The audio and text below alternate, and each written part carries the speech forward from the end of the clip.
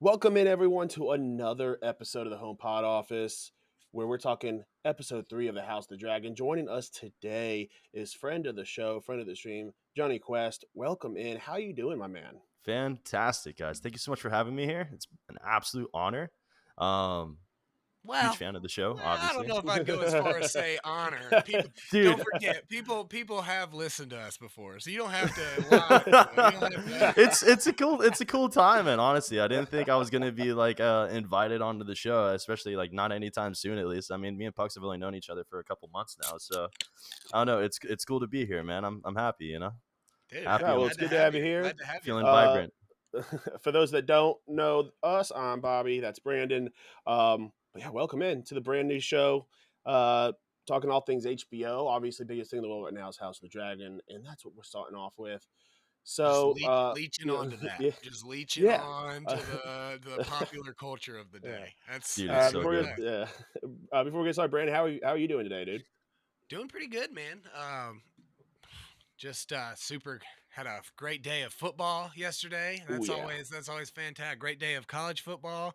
I don't know so much for you, Bobby, and your fandoms over there, but we'll talk about that. Uh, We'll talk about that tomorrow. uh, I'm not gonna go too deep into it, but yeah, well, man, pretty good. Just excited to get to talk about House of Dragon. I don't have that many people that will are forced to listen to me about it. So, yeah. uh, uh, uh, but Judy, how you doing, man?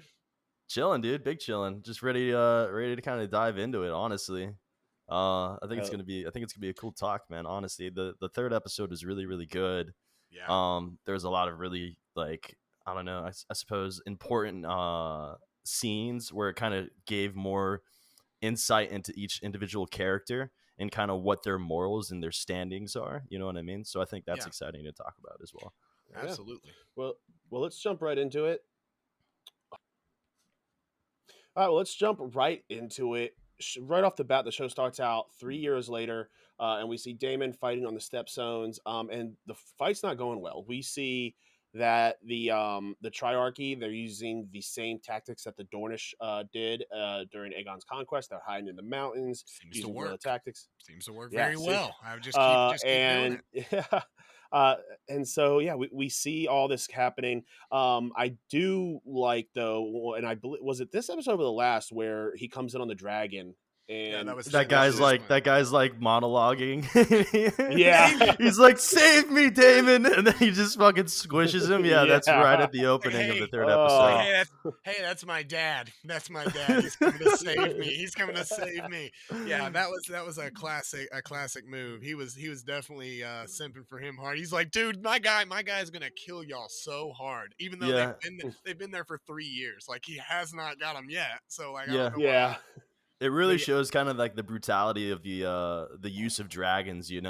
That like oh it's just yeah, pure yeah, chaos. There's no real channel to it. right. So like yeah, any given thing could happen. They're burning everything down. They're gonna kill people that are on your side. You know what I mean? It's just Oh yeah, yeah. inevitable. Well, and that being said, I mean, Caraxes, Damon's dragon is like world renowned as one of the most battle hardened, like tested Yeah. dragons, and he's a very different kind of build than other It's got to be Which is interesting to fearful. me. Like he kind of has a kind of a resemblance to like a Japanese kind of Y- style dragon, doesn't he? Yeah, man. I mean, and yeah. I it's think like that's why they call him the the bloodworm with that neck. long neck. Yeah, The Hmm. neck is so long, and he had the just the level of detail that you get there, and He's then you got kind armor of pieces too. exactly, yeah, just armor there, but you really get to see the I think for the very first time. Obviously, we've seen bonding with dragon, but like the true bond of the dragon rider when he gets shot with that arrow, Oh and yeah, immediately Caraxes is it's like also nope, we're getting the fuck out of here. yeah, yeah, he's not having any of that. So but it kind of shows you that, I mean, you can be really skilled with the sword as much as the next guy, but some guerrilla warfare tactics are not something that you're going to be able to win with the No, dragon or a sword or your honor, as yeah, a warrior. So um, that was definitely a really really cool way to kind of open up. And funny enough, and we'll kind of talk about it, but you get the only line of dialogue from Matt Smith the entire episode. uh, Yeah. when What'd he he's say? Kragos, come out and fight me or whatever. And you didn't Yeah. realize Yeah. that Yes. until Coming. just Yeah. now that I've said this to you, that he says nothing else the entire episode, and Really? that is how Yeah. powerful his acting and performance was. We'll kind of go into it, and then you can kind of think on Matt it for a Smith being second. Damon, or Being Yeah. Damon, yeah, he says one line in the the beginning, in, and throughout the entire Yeah. episode though? He Really? said Because that's I his own. That's remember his only line. at the you end see of the him, episode, you you just see him he land. smashes that dude's head in, right? Well, and And we'll talk. Yeah, but but he doesn't it say a says line there. I have nothing. to go back through and rewatch it. Then that's crazy. Says nothing. He kind of And pulls like a then Legolas right there, dude. You know how like Legolas not doesn't he's say. I think never he's said a word or to to Frodo. Frodo. Yeah, yeah, I yeah. love how in the movie. I love how in the movie they did a nod to that when all of them are walking in and everybody's like, "Frodo, like how you doing?" Yeah, Like and that. then at the end, because the music blurs out the actual Like yes, sound. Yeah, exactly. that is classic. That's amazing. Yeah. Yeah, so we go from that crazy battle ridden scene back to King's Landing, where we see Viserys talking with all the lords about Aegon, the newly born son. We see a bunch of these lords almost assuming that he would now be the heir, which Viserys has to kind of remind everyone, hey, I already have an heir. I named my heir. Bunch of And this is kind sexist of, pigs, dude. Right. yeah. Yeah. And Well, we see, got people that bent the knee to Rhaenyra, specifically like Otto's brother, whatever his fucking name is. It just is like, oh, I'm assuming that's the heir now. It's like, dude, you just bent the knee like just a couple of years ago to her and gave Yeah. your oath of loyalty to her. yeah. I mean, it was. You kind of brought it to talking about Otto sitting there talking to his brother, and oh, what a kingly presence he brings, and all that. Yeah. And his older brother, Lord Hightower, is sitting there telling him, he's like, "Hey, when you gonna get your boy in line, and get Aegon to be the heir," and kind of telling him, you need to kind of go ahead and do this, because it kind of exactly as you just said, the sexist lords, look, Rhaenyra was fine because that meant Daemon wasn't going to be another Maegor, Hmm. but once that option is there, it kind of changes for all those lords. And also in that time frame, we get to hear about what Viserys is doing about the Stepstones, which is really nothing. I mean, he doesn't. He's Yeah. letting Daemon fight his war. He's really kind of sticking out of it. And so for two things here, we have the heir and we have the war in the Stepstones, and we kind of talked on it and touched on it with Zach McCann last week. But Viserys' massive indecisiveness. They know, you kind of talked about it. All these guys bent the knee to Rhaenyra just a couple of years ago. Well, all of them also know that Viserys is not a man that's stuck in his convictions, and if we just pester him Right. enough, we can Yeah. get him to do what we want. And so Otto most certainly knows that. Um, and so you kind of get to hear about that from Tywin Lannister, the new Master of Ships, as Corlys Velaryon is fighting a war right now. So we get to meet his twin brother a little later, and so I'm interested Yeah. to see what you guys think about him. You don't get a lot from Thailand, but Yeah. Yeah. We get another pair of Lannister twins, And and we it's also funny how they just how the Lannisters like all act the same, you know? Like I mean, mhm. 170 years later, you have like Tyrion and Jamie, and they act almost exactly like how these guys are acting, you know, yeah. 170 years prior. Viserys' quote goes across the years. You know, that man's pride has pride. Okay, Yeah, so I yeah, mean yeah. Literally though. that was Yeah. Yeah. very very on point Yeah. when he And I says mean, not to get too off topic, obviously, but we'll talk a little bit about the Lannisters. I mean, that's part of like who they are as a family. I mean, that's how they got their power. They Yeah. tricked another house into getting. It was all trickery and deceit and politics. That's how they got Casterly Rock. Hmm. that. There's a reason why it's not called Lannister Rock. It wasn't always Yeah. the Lannisters at that seat of power. Right. But yeah, and we also see in that same scene when he's kind of talking about Aegon's eyes and hair. We see now uh, Viserys is missing two of his fingers now. They've had to be amputated. So we're seeing how over the years, his body is just falling apart, I almost the didn't notice same. that. Yeah, almost the same as just as the height of the Targaryen dynasty is now past them. They're on, heading towards probably the downfall. It's a symbolism of his body falling apart, the same as the house. Well, not only Um, just symbolism, like for us as book readers, and I don't know, Junie, how much you're into the lore, but it is a pretty well known superstition throughout the kingdom that if the Iron Throne cuts you, it means you're not supposed to sit on it at all. You're not supposed to be Really, I that didn't know guy. that. Yeah, Okay. so whether or not it's true, I mean, we all probably could get cut at any time sitting on a throne yeah, full of Yeah, no, it's just rusty swords superstition. with no tetanus, ability to save yourself, that we would get cut. But yeah, that's if the in the first episode, you'll remember Otto Hightower talking to the Maester and saying, "Don't let anybody find out about this." That's Right. because Yeah. there was already some questions about him being on the throne. So any other additional things that anybody can latch onto, Him being cut or something. Yeah, and exactly. That would kind of give semblance to it. exactly, and kind of going back to the symbols of it. The finger that he cut was when he was actually sending Damon from the Red Keep. That was when he cut his finger on the Iron Throne when he was sitting there talking to him. So, I like uh, that. kind of talking about Damon again, and like Bobby says, I think this is the first time where you see that they're actually amputated.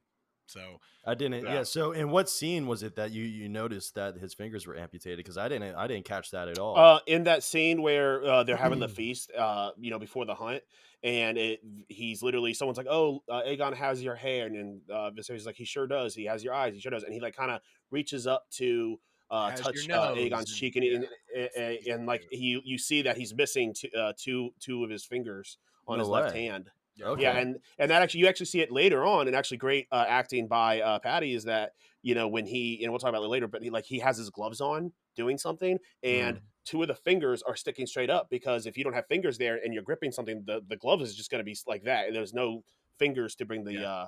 the glove down. So that's just great, spatial awareness Maybe that's why I from the didn't actor. notice it, because he was wearing gloves, I think, He throughout all does. those scenes, Yes. Yeah, He or wears for gloves most of a those lot. scenes. So I didn't really latch onto it that well. But that's actually really cool to know. yeah. Um, So then we go over to the gods. Well, no, I guess not. It's not the gods woods, It's but the it's the Godswood, yes. Yes, it is yeah, the the God. god. We go to the Godswood tree, where we have Rhaenyra with the Bard, or as we called him, Her the human repeat button. her angsty emo music playing on repeat, I while love she's it. away from the family gathering. I have to be here, so I'm here, but I don't want to be. Okay. Yeah, and we see her reading about Nymeria, whether it's a different book than she was reading 3 years prior, or it's the same book that her and Allison were reading. Uh, and even the song is about Nymeria's trip with 10,000 ships, which is a show that's being worked on by HBO right now. Is it So really? yeah, they're gonna put that in our head, like, oh, let's go ahead and plant the seed of the story of the 10,000 ships and get all you people interested, because To we'll Cool. be have it for you fair, in a couple of years. Well, to be fair, they have about 6 pre-production game plans going. So, Yeah. No way. will we ever see 10,000 ships is still up in the air. They have not started Well, they filming, said but it's in the pre-production HBO stages. said the day after, on that Monday afterwards, about it. They said that the script is already being written for the Oh, Cool. 10,000 that doesn't ships. mean No anything. way. Scripts are written every day, Bobby. When they pay $10 million and roll a camera, you call me, okay? Okay. They've casted somebody. uh, but yeah, so I'm excited to see if that happens. But we see here the kind of standoff between Alicent and Rhaenyra with the, oh, your princess demands you to stay, and your queen demands you to go, and you can see this dude's Yeah, like, and she oh got the fuck. power. Yeah. This poor guy woke Yeah. up this morning. He's like, man, I got a decent job. I get to sing and I don't have to like live out there. And then he just saw his life. After about 6 hours of playing this You got to same worry about getting song, executed now. then he's like, no, oh God, no. Like, I don't, don't make me this middle piece of this power struggle between the named heir princess and the queen who's pregnant right now. Yeah. There's no witnesses. Nobody is gonna believe Yeah. me if.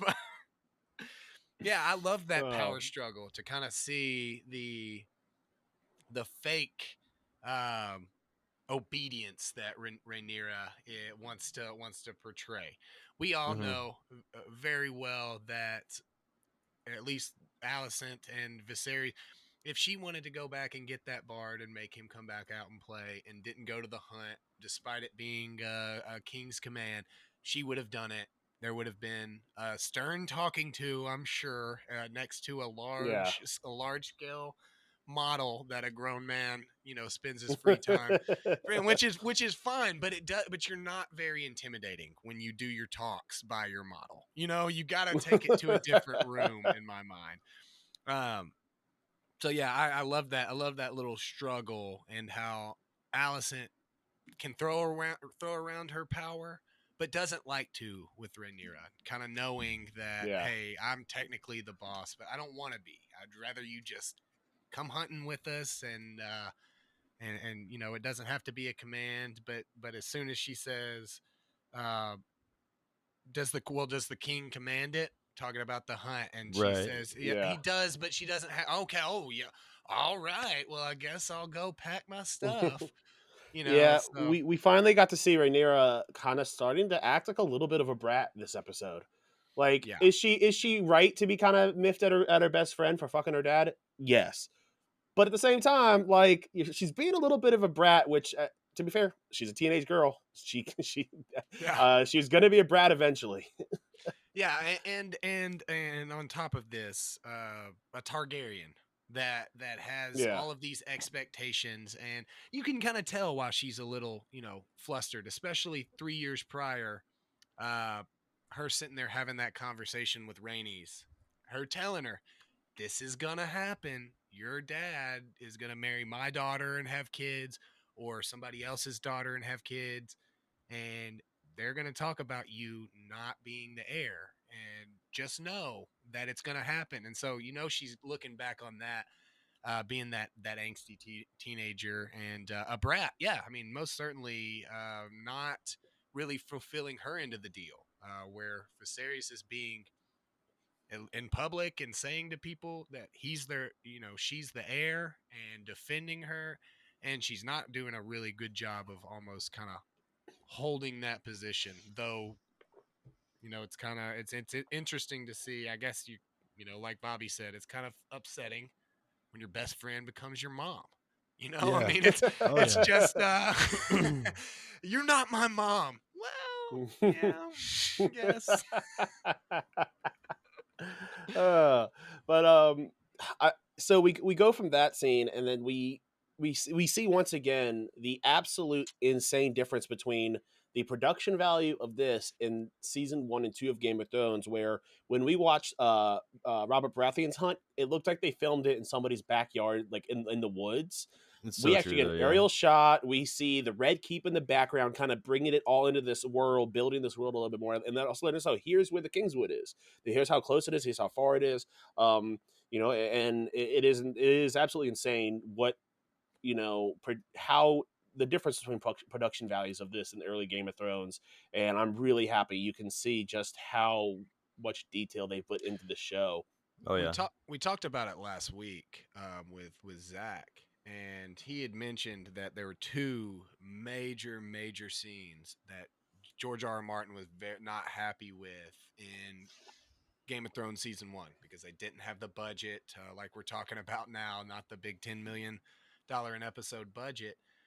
Was the tournament, which we got to see his remedy of that in the first episode, and then the hunt, because a royal hunt is not going hunting. It's the whole everybody is gonna come be a part. So Yeah. I'm glad he got to kind of remedy that, because it was most certainly a spectacular scene. And then I think that the very important carriage ride, you get even a little bit more insight into Viserys and Rhaenyra's thought process. And the tension between the two at the moment, you know? The I mean, they Oh haven't tension, really yeah. spoken in 3 years, and that really kind of shows in that carriage ride as well. absolutely. Where, yeah, Yeah, she just, she seems off put by every little situation. She's always trying to bark back at him and everything. I think it was important to kind of show how far apart they've grown from each other in a way. Yeah, and we even see in that same carriage ride, we see Allison try to talk about giving birth to Aegon, and she's like, "Oh, it was so easy," but then you can see immediately that something happened there because Well, the should you the even handmaidens were like looked at each other, were like, they had that look like it was not easy at all. So like she right? struggled. Yeah, and her saying, "Should you even, be with us, while you're so, so pregnant with the Hmm. second child type of stuff." Um, but we get the, Rhaenyra's favorite comment, and I think she was super excited to hear her dad say it. Soon, I'm gonna be a granddad. Where's my grandchildren? Type of stuff. Kind of, I guess.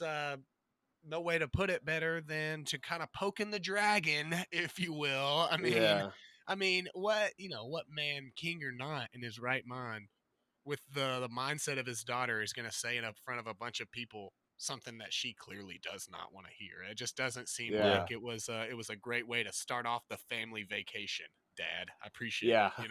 Like you literally have your newborn right next to you. Why don't you not ask me about my kids? Why don't you worry about your own? Right, yeah, yeah. Maybe if I could have married Allison, you kind of took her off the market though. All right. uh, but so yeah, we then we see kind of like the gathering party. We I think we pretty early on. Then we see the other Lannister, which I mean, he immediately just kind of he's creepy as hell. Jason? Oh, yeah. I mean, I don't know if I'd go with necessarily creepy as much as I do just full of himself, man. Oh yeah, Yeah, absolutely. He really gives the Lannister posh, like Oh right yeah. off rip. You knew which house he was a part of. Oh yeah. Oh, it was, and yeah, it was so funny how alike he sounded to. He sounded like a mix between Jamie and Tywin, Tyrion to me. No, really? okay, even more like the sound of his voice, just the quick wit and the quick, thinking he's I don't know, man. It just kind of gave me that feel that if I wasn't looking, I could easily confuse it for Peter yeah. Dinklage saying some It stuff. was really weird him Hmm. bragging about how tall Casterly Rock is. Oh, it's like what it's not taller than how high she flies up in the air when she's on a dragon. It is Yeah, not. Like, It is not. And I mean, Casterly Rock is an impressive specimen. I mean, so it's not anything to turn your nose up at. But again, it's like one of those read the room, man. Like yeah. read the room, buddy. Like this person is clearly not going to be impressed by your super big castle. They can just come to your home, I think, and like stay in your Yeah, she room. was like, "Yeah, I She went can there on just a like field trip with my mom." right, right, yeah, like I got that. She said I needed some fresh air, so we just went across the kingdom, no problem. Like and we stayed in your dad's room. I think I actually Yeah, puked on your dad's he slept on pillow. a couch. No, uh, but yeah, I mean, and we see the imagery start here, where the way she's standing in the background, we see the fire and we see that throughout this entire episode with Rhaenyra. Is like as this is a hunt's going on, we see this fire building and building and building. Um, inside of her, and literally, almost all these scenes, she's in front of a fire or some sort of fireplace, which comes up later. But it's not soon after that where she approaches Viserys and be like, "Are you? So what? You're trying to marry me off?" Because he kind of the Lannister kind of says like, "Oh yeah, I'll build you a dragon pit." She's like, "Why would you need a dragon pit?" Well, when you're my right, wife. yeah, duh, yeah. I don't know if approached Viserys is the right tenor for the way she approached him, Bobby. I would say she she stormed him. Really? she Yeah, stormed Yeah, to him. I thought, yeah, I was like, my goodness. Yeah, and it really shows you the type of king that he is, though, because imagine any king that we've really seen having a teenage girl storm into the court in front of everyone and start telling them their business. yeah. That traditionally has not gone over as smoothly as it has, I mean, but he says some important things to her. Even I don't exist above Yeah. tradition, Rhaenyra. Like, hey, I'm the king and I got to do my due diligence. Like, Yeah. you knew He's like, this. yeah, he's like, they tried to marry me to a 5-year-old. I ended up having to marry a 14-year-old. Yeah, yeah, right. Like, I had to upgrade, okay? A lot of people were angry about that too. The What whole the like even just the concept of Viserys having to marry like a 5-year-old, Oh, basically. the younger girl. Yeah. Yeah, yeah. Yeah, I mean, that's the time though. Like, it wasn't yeah, like he was gonna exactly. be. It's just so weird the stances some people decided to. Like, I'm gonna watch this medieval fantasy show that's made up, and I'm gonna bash their culture. Like, it's not real. I Yeah. promise that these Yeah, are Yeah. and not they real even people. they aged It, that, and it, they aged them up a little bit. In the books, it was worse. And like they aged, didn't they? Well, I guess they aged Allison down, They but aged they Allison aged down a little bit. Lyanna up a little bit. well, we did see. I Yeah. think it was in the third episode where the Hand of the King was suggesting that Aegon and Yeah. Yeah, Yeah, they we got get to that. married. He was kind of just like he was like nodding towards him, like yeah. You almost think that this like guy over here. Otto, yeah, that was one of those things where like Otto has been playing the Game of Thrones for well before the show, like episode 1. But it almost seems like at that point he almost tried to like push the boundary, and even he was probably like, oh, okay, maybe I pushed a little too hard on that one, because Yeah, even yeah. Viserys was like, that no, what? He's like I'm not he's doing literally that. 2. He's like, what are No, you no. thinking? Well, it wasn't just a no. I feel like it wasn't just a no. It was he laughed at him. Like, he laughed in Yeah, his face, Yeah. like like cackled at him, and so that's got to feel bad. He goes, he's 2, man, and it's funny because, again, they're brother and sister. The only thing that it was like, nah, this ain't it was gonna the work, age. buddy. It was he's too young. Okay, he's too young for Yeah, her. He's too young for her, bro. You can't be. Don't be ridiculous. Okay, don't be so. Honestly, looking back, if you're a book reader, you look at this option right here, and it would have ended up being the most quintessential, like, crucial choice, it would potentially. have It kind of avoided the changed the issues game. that Yeah, it would kind of come changed the about. game. Like, So we make fun of him now. But I guess if we're going to talk about him talking, going back to Jason, his conversation with Jason Lannister. And so I think after he has that conversation with Jason Lannister, sitting on his throne, getting a little drunk and kind of a little upset after, we'll talk about Rhaenyra storming off. But he can kind of feel what Rhaenyra would be feeling in this. Like, oh, like, we'll make you so much stronger. And he's like, do you think that we want for strength? Like, kind of Yeah. yeah, just like, you're just baiting him, man. Like, come on, you're never gonna win this game. yeah. No, but if But somebody, he said he no, does but if have a good somebody, comeback. yeah, Yeah. well, he said no, but if somebody offered you more dragons, would you not take them? He goes, why are you offering us more dragons? It's like one of those things, like, man, like, we don't need you, like, so it was very interesting, and I loved the assumption. This is where we kind of get that assumption that Aegon is going to be heir. Oh, well, we all just assume. He goes, who's I love It was he's like, we like who's we? He's like, you have a duty to report all insurrection to me. yeah, yeah. Yeah, It's his butt puckered up a little bit when the king said that. Yeah, It's interesting to see absolutely. how the king really, he has like times where he's influenced heavily by the opinions of others, you know what I mean? But then there's also Mhm. times where he shows his strength as king, and how he is in the role, and he's aware of the role and what he can Yeah, do with that power. But even though like there's times where he has these situations where he doesn't know what to do, and so he turns to others. So it's kind of cool Yeah. to see those two parallels where it's yeah. like, okay, he's completely in power, he has this show of authority, but there's other times where it seems like he's incredibly weak in certain situations, he doesn't know what to do, and he's looking to everyone to like try to help him out, and especially the Hand of the King. Love it. Yeah, I I mean, think Brandon, you said it best last week, where Viserys is a king that is before his time. Mm-hmm. This is a time where you don't want to constantly be searching for advice from your council. right. But like, if you go 200 years in the future, Viserys would be a good king. Oh yeah. Seeking advice. You get trying to do what's best for the realm, and not always what's best for you. But this is a time where you need power. You need to be an absolute king and not let other people It's dictate your choices all the time. It's that old saying. I mean, more. I think I don't. I'm sure plenty have said it, but who recently said it that comes to mind is Tony Soprano. More is lost by indecision, by no decision, than a bad decision. I Yeah, mean, That's what he lacks sometimes. Is he does exactly as you said. He understands the role. He understands the importance of what he's doing and the tradition of what he's doing, so it's not lost on him. And when he can snap at you like he did at Jason Lannister, or laugh at you like he did at Otto, that's something that we hadn't seen really from him a lot. And Right. that's such a good point.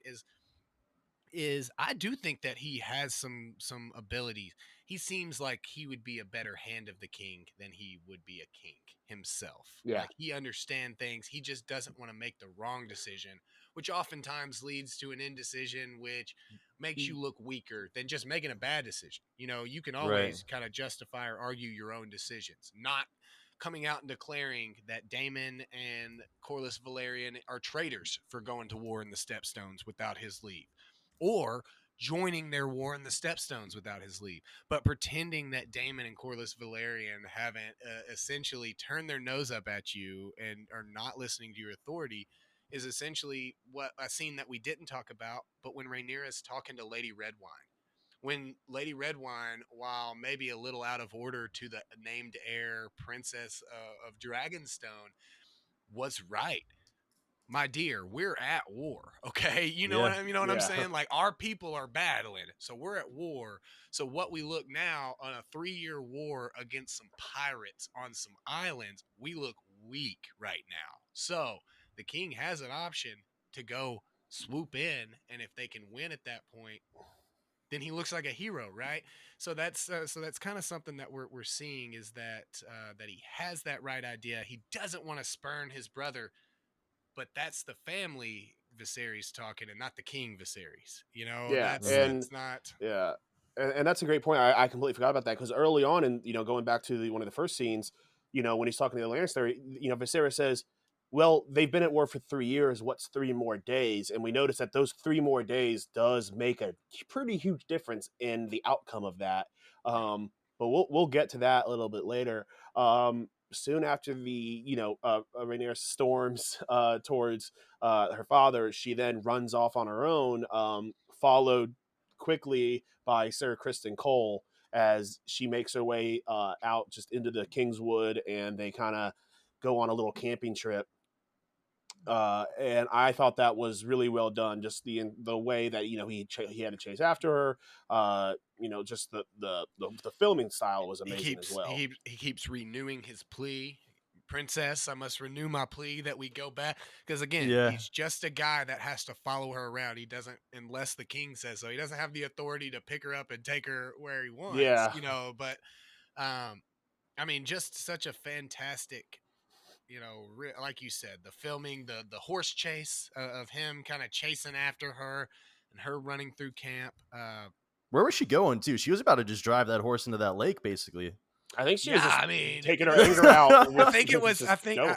I think it was a prelude to the Stan song by Eminem. She was just gonna drive it right off into the cliff, man. Yeah, she was gonna leave a tape behind. She was gonna leave a scroll behind.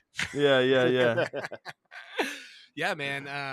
But that was such a cool scene to see them kind of rushing away, while the series is mad as hell, and has to then now deal with all of the fallout that really Rhaenyra doing this has caused. So uh, doesn't well, before he even start, I think we kind of skipped before he even really starts talking to anybody.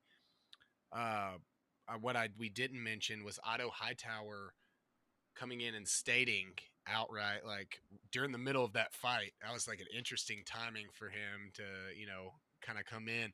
But your grace, they've spotted the white stag, or Oh, Yeah, right. the Yeah. That white was hart. like a really clever way to kind of shut down that whole yeah, conversation. and that's another one of those things where while yes, Otto is out for his own intention, he still is the hand of the king, and he's a good hand of the king, recognizing that this is not a good look. These two Right. arguing in public, and he needs to shut it down real quick. Yes, yeah, absolutely. That's well put. It's something that I wasn't even thinking about. But yeah, I needed to shut down. But we got again Viserys with 2 gone fingers and lots of cuts and sores all over him. The scene of him coming up to the stag poop, which I'm not sure how they know that's white stag poop from the poop, Right.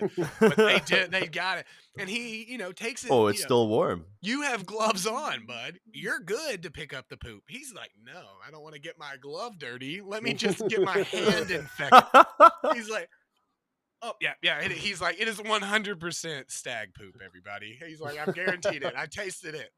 Just like all the kings would. He's trying those forbidden M&Ms, Exactly. Yeah, so I thought that's a pretty important part of the episode for sure. But then we talked about Jason's courting. We kind of mentioned Otto's courting of Aegon, wanting Aegon to be Rhaenyra's heir.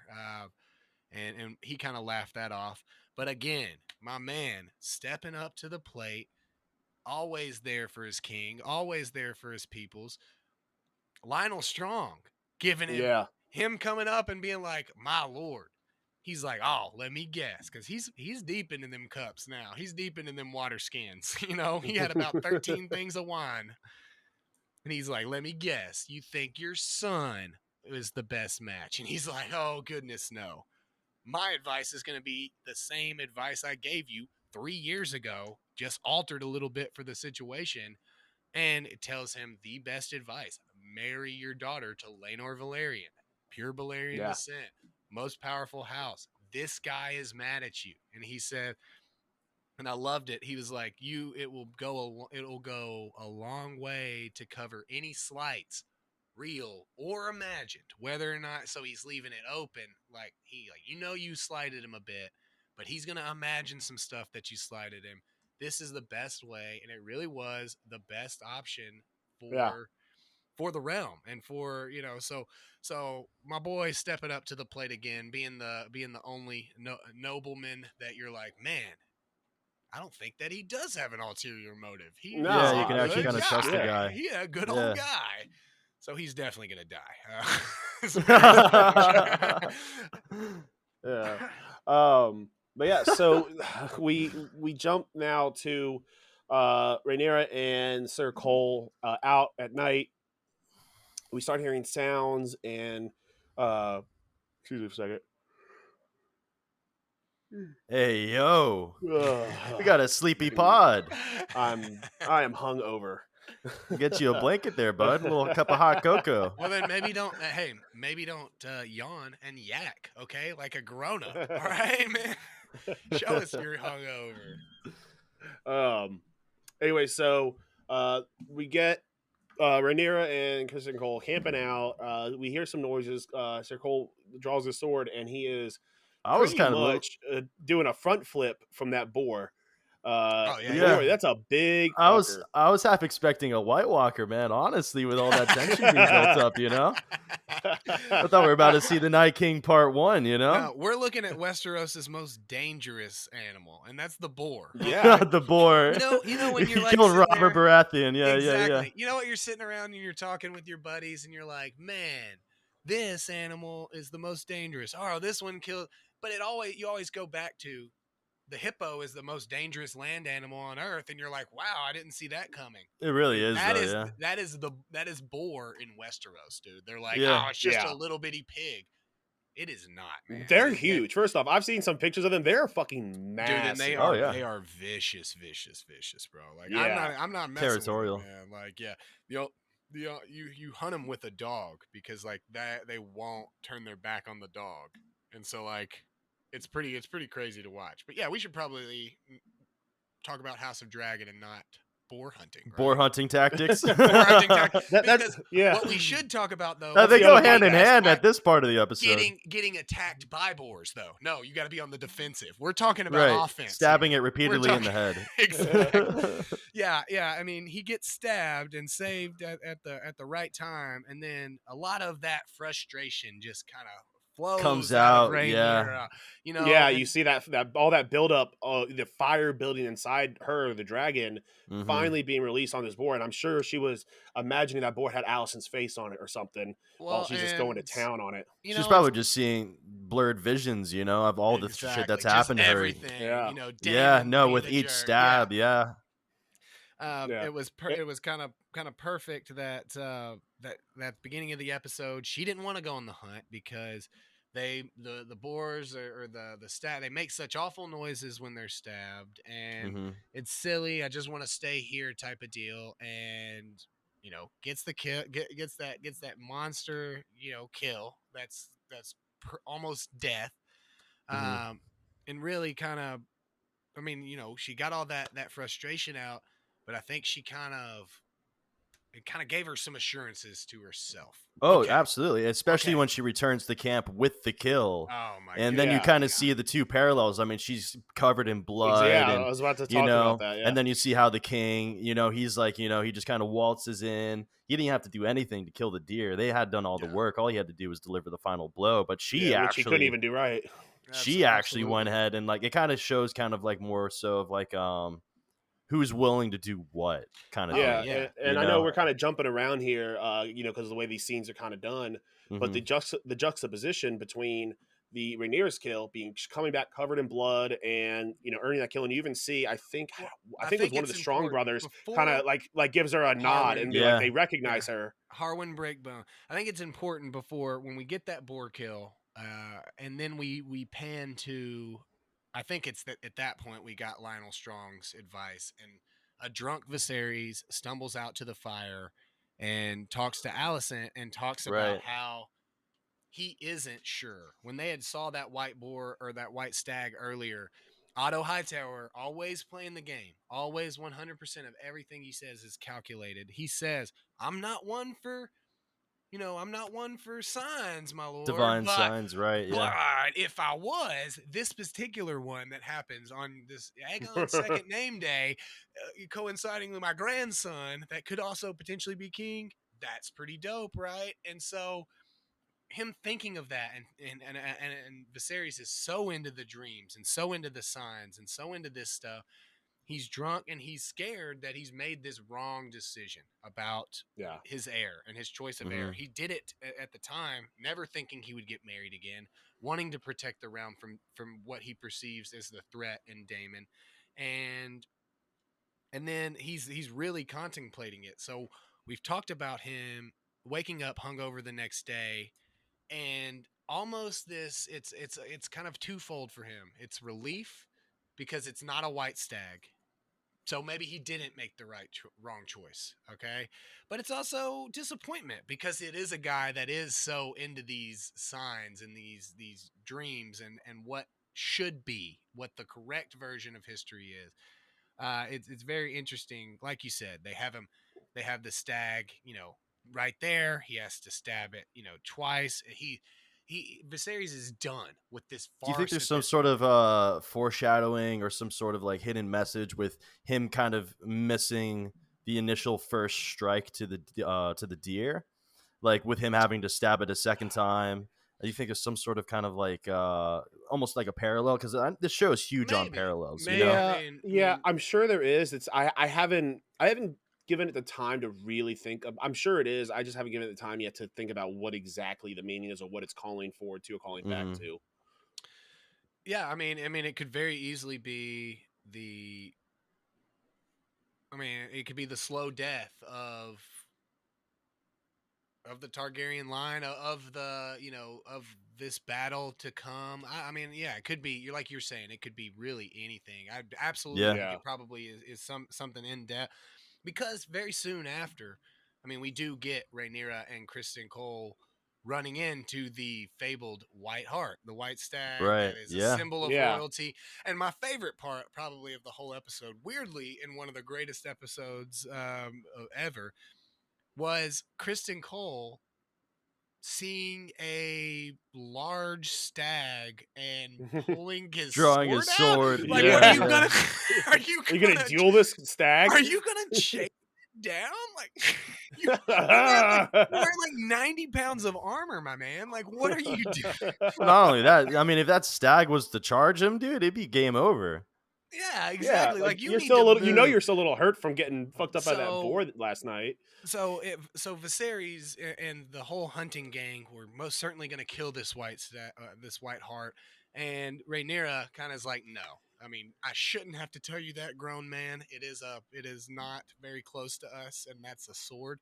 But kind of no, don't do it. And then you get her, like you said earlier, kind of returning to camp, and everybody's there. She wants everybody to see him, blood running down her. Harwin, you were right. It was Harwin Breakbones Strong, which is Lionel Strong's oldest son. Uh, that was giving her this big smile, and everybody kind of is just kind of in awe by her. So I mean, it was Yeah, such a cool scene, and the way they kind of filmed it, and they kind of showed everybody's reactions, and I really liked that scene a whole lot. Yeah. Oh yeah. yeah, and it really shows that while there were a lot of similarities between Rhaenyra and the character of Daenerys from Game of Thrones, this is something that I think would have been much different if this was Daenerys. Daenerys, I have no doubt in my mind, would have killed that white stag and brought it back as a show of her power. And Rhaenyra's like, I don't need to have a show of my power. I'm a fucking Targaryen. I have a Right, dragon. right. Like I don't Yeah, need to prove myself any more than I already have. yeah. Absolutely agree Um, with that. Yeah, and then now we jump over to the conversation with Viserys and Rhaenyra, which is like he's like I at one point I did falter once and I thought about it, but no, you're my heir, and he kind of goes on to say like you can choose who you marry. You got to. I It's like your that scene a choice. lot. It was kind of Yeah, like the healing between the two. There Yeah, was a lot of unspoken words, a lot of uncertainty, especially on Rhaenyra's side, where she didn't know what her father's true intentions were, and there was a right. lot of like him kind of reassuring her and kind of bringing back that kind of family tie, which I think was kind of essential to the two characters and kind of progressing the build into yeah, whatever further tension we're going to see, because we're going to see, I think, something where everything just kind of turns to shit. You know, the king has to make a decision You would be where his correct. heir turns to Aegon or something. Um, but it's just a matter of how that's gonna turn out, and then some ultimate betrayal. Rhaenyra maybe goes and sides with Daemon or something. These are just things I'm speculating, but we'll see. I mean, I think it's gonna be really cool to kind of see how all this yeah, plays out. Absolutely, yeah. and I loved Uh, I loved what you said. I loved your point on Rain, kind of letting Rhaenyra in on it was a big thing for Mm-hmm. her. I mean, he just wants her to be happy, and Castle Rock is Yeah. dope, and so he thinks, oh, Lord Jason will be a dope. He'll be a dope guy. Like, he'll probably build a dragon pit. That'll be sick. And not letting her in on it kind of really hurt her feelings, I think. Without her being able to say Oh it, yeah. yeah, being the Targaryen heir, you can't really say you hurt my feelings, Dad. You gotta go at it a different way by going and killing a boar in the woods or something. I mean, it's just a different yeah, family dynamic. So that was a really good point of her kind of being let in on the secret that it wasn't a secret. She knew she had to get married. He's like, come on, you gotta marry. Pick him yourself. I don't care. Seek him out Yeah. all over the world. Money's no object, okay? So we'll get together yeah. a Do you little think there's going to dragon be some party. sort of love dynamic between her and then Sir Kristen? If there I is, think it there will might be be some like maybe like a small little thing that goes on there. yeah. Maybe. If there is, I it'll think she definitely be. recognizes enough. Yeah, I think she's smart enough to recognize that whoever she chooses has to, in some way, be highborn. Hmm. I think Oh, she's it has to be an enough. advantage to It, her. She has to. Right. She yeah, knows she like has to secure her own heir. So if Hmm. you go way too far outside I mean, obviously Kristen Cole can't be with anybody at all anyway. He's a Kingsguard for life, and so Oh yeah, yeah, pretty yeah, much yeah. locked him in yeah, on that. But I mean, as far as if there's anything together with them, I mean, maybe something physical, which we've seen with a lot of Targaryens and rulers and stuff. Um, but yeah, so I mean, maybe, but it's most certainly she does understand her role. That's the bigger thing yeah, is she's not trying to go and just marry for happiness specifically, but she also doesn't want to be married off. I feel like. Right. She yeah, doesn't want to be sold. Essentially, is what she yeah, feels like she's being. 100%. Agreed. Yeah. So now we turn to the stepstones. Well, we We get the see that the scene real quick. We do get the oh, go ahead. scene where we do get the scene where uh, Viserys is convinced to send help to the Stepstones as Hmm. Yes, well. yeah, Right. yeah, So we know that yeah, there is a messenger coming. yeah. So finally, it's been about 3 days since since the day before the hunt, and now to this scene, and we see now that a message is being sent informing uh, the Valerians and Damon that help is coming. The messengers get there as Damon lands, and they are, we see that the war is not going well. We see dragons flying around. We Hmm. see some Valerian ships being sunk, And a lot of and fighting and arguing. And the yeah, master of a lot of complaints. yeah, we see a lot of infight. We see that this is a battle that, as of right now, they're not winning, and it's taking a toll on these soldiers who this is their first war that a lot of these soldiers have seen. They've been at peace now. The realm has been at peace for a long time. About 70 So years at this point. yeah, yeah. So we see now they kind of talk. They're talking about, all right, well, maybe we have a distraction or something. We can lure them out, and they, Corliss's son kind of speaks up and says, well, they're kind of talking about, well, maybe we just head out. Maybe we just leave it as is, and we don't need to do this anymore. And then the messengers get there, and you see immediately that Damon's face is like, oh, hell no. He's not going to let his brother come in and save the day. He's not going to, Yeah. be, upstage. So he beats I the shit out of the really like messenger. that. I really like Yeah. that part, And honestly, because Yeah. it showed exactly who Damon was, and exactly what his goals are. biggest thing. Um, I'm sorry, go ahead. no, you're fine. You're fine. I was basically just ending there. You're fine. Yeah, I was just gonna say, biggest thing is that Damon doesn't hold himself to old sayings either. He Hmm. absolutely did kill the messenger. He destroyed. It was not this guy's fault, Damon. But I guess it kind of proved a point there that that, like you said, he's not. He's not. He doesn't want his brother's help. He wants to do this on his own.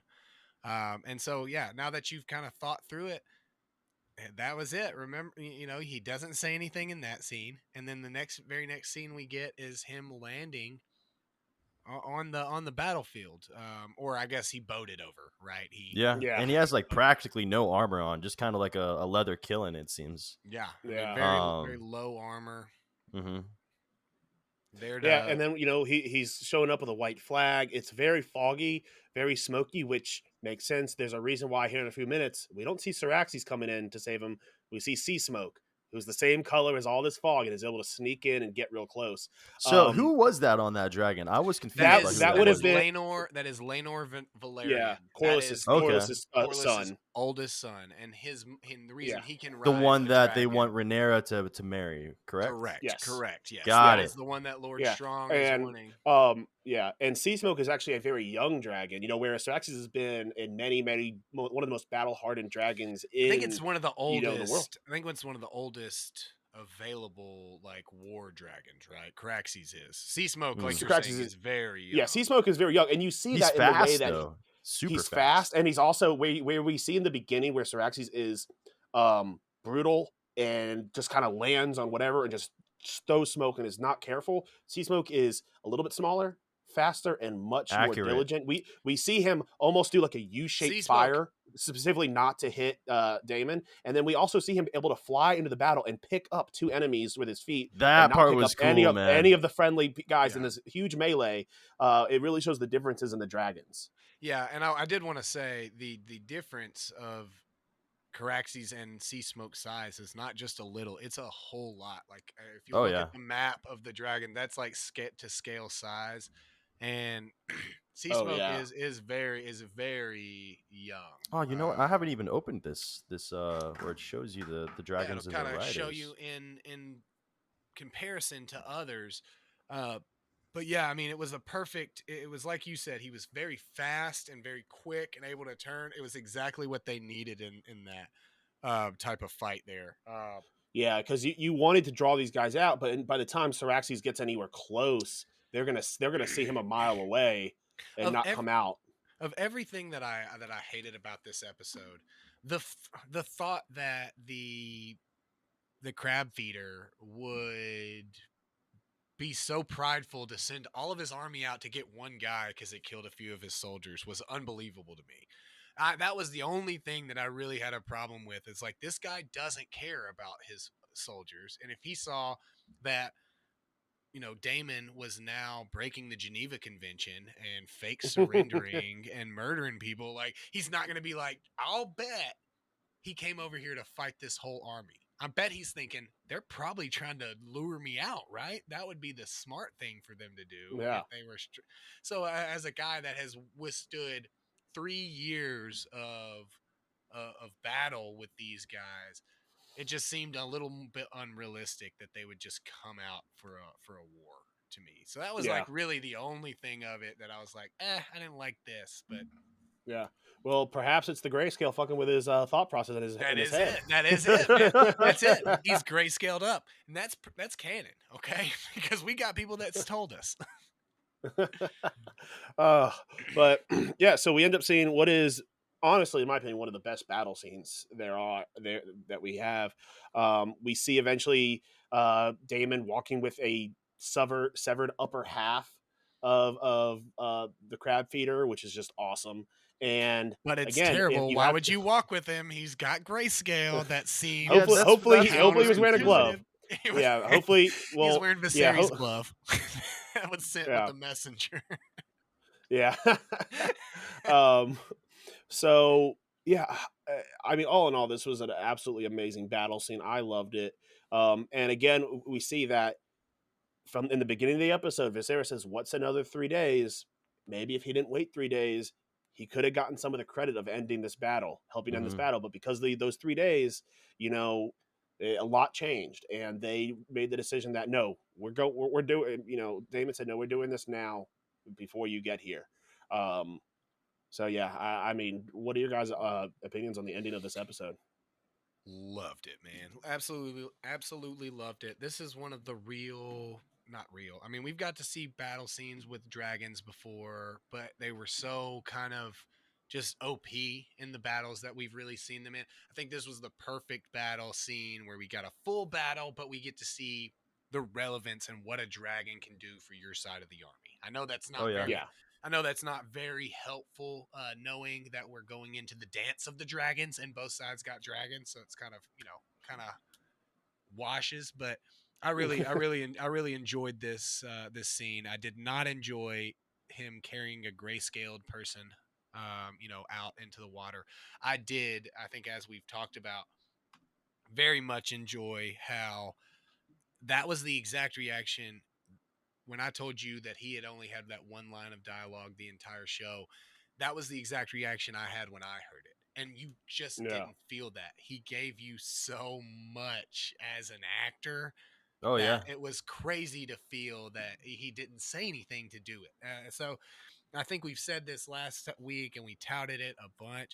Matt Smith is oof, absolutely one of the, and I would have never even expected it. It was just a perfect Daemon Targaryen casting. I really love yeah, it. I'm really loving what all of this cast is doing, and I'm kind of yeah. sad. I mean, yeah, Well, I'm kind of sad that we're gonna lose Millie Adcock, soon. I mean, yeah. as unfortunate as that is, and as I know that that the Who older plays Rhaenyra, who's I Oh, forget. so She's Rhaenyra. gotcha. So whenever we're going to kind of fast forward in time continuously, okay, and then her Exactly. character Yeah, is actually the I think the actress is going to be entirety replaced. covers about 30 years or so. We get to see Wow. the new actor. The new actress is will be the older Rhaenyra.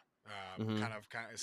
yeah, So it's sad to see with such a good job that she's done. And I've seen some people say she's carrying it. I don't think that there's anybody in particular that is carrying this No, they series. all equally do yeah. such a great job, I mean, which is I've been curious to ask you guys about this. Have you seen Rings of Power? yeah, I've seen the first I've seen the two first two episodes. episodes. Me too. So I'm curious to see which of these shows are you enjoying more? Because for me, it's been House of the Dragon, House of the It's been House of the Dragon, Dragon with easy me for as well. me. tenfold. And Yeah. it is, and it's kind of doubled up for me because I'm so much deeper into, as you kind of seen, Right, I yeah. love the A Song of Ice and Fire world. Not that I don't, not that I'm not a nerd and don't love Tolkien's world, but the big difference we have here, and I don't want to make this a big key point for Rings of Power because I'm going to watch it and I'm going to like it no matter what, really. Right, It's different. Tolkien's not sitting there on set with them telling them, "I want this. I want to do it this right, way." Yeah. Whereas George R. R. Martin is sitting there. And so like there's some things that happen that maybe not be like in the books and canon per se, but if George R. R. mm-hmm. Martin's saying like this is what I'm thinking, which is there's a lot of this from him filling in these gaps in history. I love the way that he gets to write because nothing is ever set in stone because he's always writing something from somebody's perspective. And so somebody else's perspective is completely different. And if you've read the Game of Thrones books, you get that a lot where two characters are talking about the same story and you get a different story. So you don't really ever Right, know. So I think that that's going to be the big difference with Rings of Power and and you know, House of the Dragon, because we have Fire and Blood. That's the base material, whereas Amazon just bought a time period of Tolkien lore, Yeah. right? They didn't. right. They're like, look, we just want to get some elves and some dwarves and stuff, and they're like, all right, well, you can have 1722 to like this time frame. Yeah. So they can't even really reference like the Sumerian and all of that, Right, all of that stuff. So I think that's really kind of hurt them. But as somebody that's not as deep into that lore, I'm kind of excited for it because I don't know. So right. I mean, so like, from what I understand, everything with Galadriel going on. I know this is completely off topic from House of the Dragon, but it's not completely canon, no, which is something that kind of bothers me. And then honestly, there's a lot of scenes where some of the actors aren't really. They seem kind of not truly in the actual script. You know Yeah. what I mean? Like they're kind of like just kind of quickly going through a lot of these scenes. Some of the actors don't. They just seem like too. It's like they're trying too hard to mirror like the Shire in a way. You know what I mean? Especially with those other like Hobbit like creatures, Yeah. where like it's very very wholesome and like upbeat and everything. And I don't know. It just seems very childish it in a does seem way. like they spread themselves too thin for That's a great way to put it. that like you don't Yeah. have like as Lord of the Rings fans and fans of nerd culture in general. I don't need to see a elf story, a man story, a dwarf story, and then a somewhat hobbit story. Like that's not the way that Lord of the Rings has ever really been. No. Tell the story from somebody's perspective. I would be okay with any of those four individual type of Right. stories, Yeah. Like so or that's maybe that's two where you got the elves going to see the there's dwarves. Yeah. too many splits in direction of like who's actually the main character. There's no real Right, main character. Lord of the Rings, Exactly. Frodo was your main character. right, You know what I mean? And then you right. had Yeah. other supporting characters that also had huge relevance, like Aragorn. But Listen, with this, it just feels like there's I'm a too Legolas much trooper. focus on like three or four different characters. Like there's that one hobbit like chick who took the kids over to get the blackberries or whatever, Yeah, and she yeah. seems like she's going to be like a very large role. Galadriel, of 100%. course. Well, um Yeah. you can't build these characters up enough with the time that you're restricted into. yeah, Yeah, oh yeah, 100%. absolutely.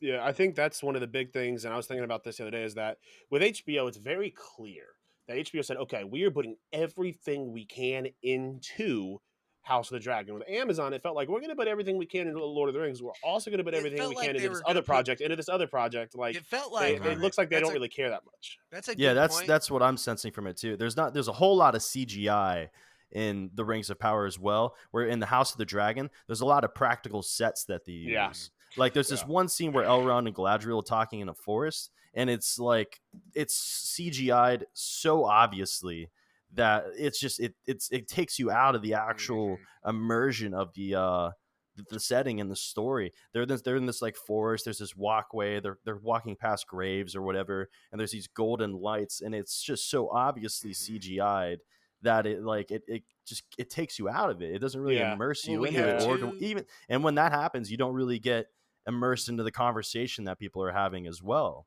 whenever Absolutely. that third wall breaks. You know what I mean? So with House of the Dragon, they do it so well to where there's the use of CGI, but the practical effects are there and the settings are there as well. So that way you feel everything that's happening, the Yeah. conversation, the lore behind the settings and everything. You know? I want, yeah, I loved what you said. It's all right. So both these are probably two of the best marketed shows in the history of any shows Oh, that we've ever absolutely. seen. Both Yeah, of them. yeah.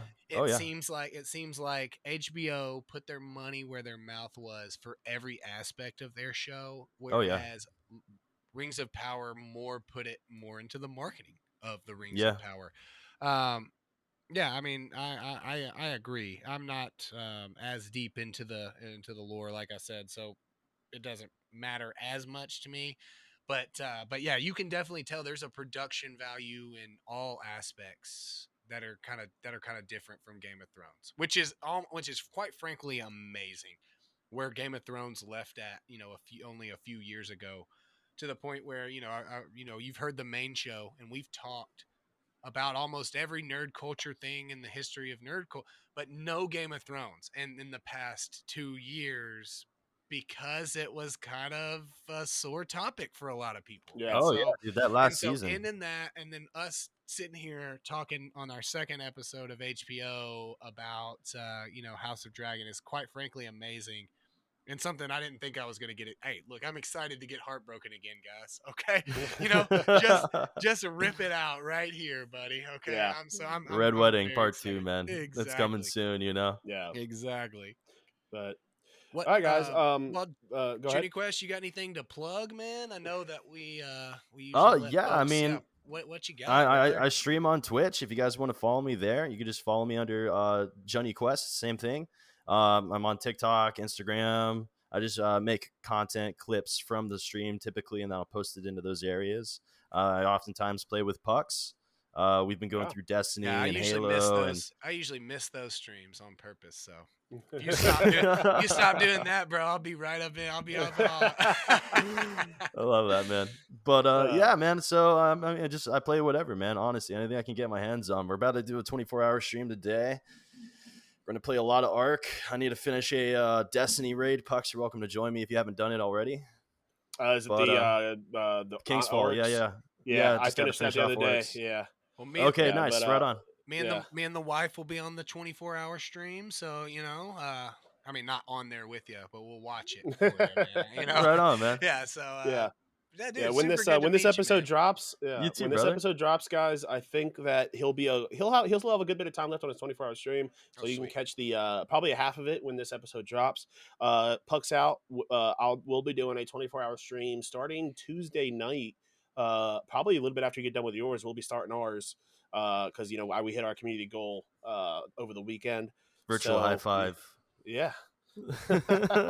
So catch That him wasn't over nerdy there at and all, come join dude. us. Hey, man, you just got to Yeah, tie it all yeah, together, you know. yeah, That's yeah. what Hey, that's what wait, this podcast is all about. we Exactly. can spend an hour talking about Game of Thrones and Lord of the Rings, but we're nerdy as hell for doing some virtual high fives. Someone's turning this off like No, fucking Bobby. nerds. I think no. The thing is that we did it all together. We could have done either of the two separately, no problems. Okay, you combine the two, it's like, oh, nerds. Hey, man, it's a badge I'll wear proudly till I Me die. Yeah. too. Me Oh too. yeah. Yeah. But all right, everyone. For Johnny Quest, for Brandon Bond, I'm Bobby. This has been this has been Home Pod Office. We'll see you all next week. Absolute pleasure. Peace.